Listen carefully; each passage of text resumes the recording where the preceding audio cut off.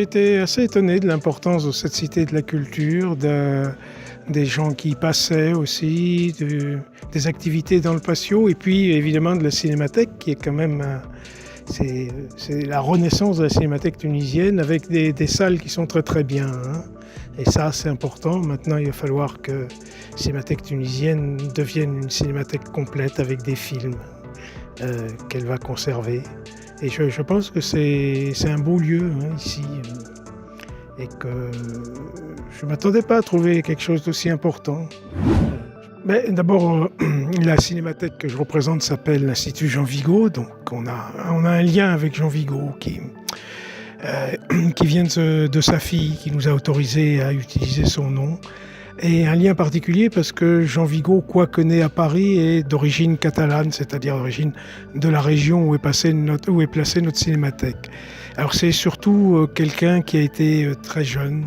Il a fait 4 films, mais dont deux petits, un moyen et un seul long. Donc vous voyez, c'est pas beaucoup. Et ça a été un cinéaste qui a un peu transformé le cinéma.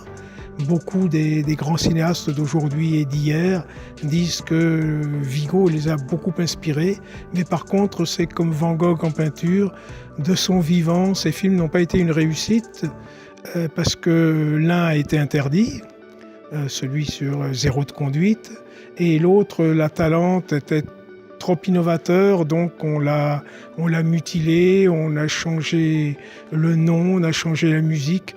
Et en fait, Vigo a été reconnu alors qu'il était mort, il est mort à 29 ans.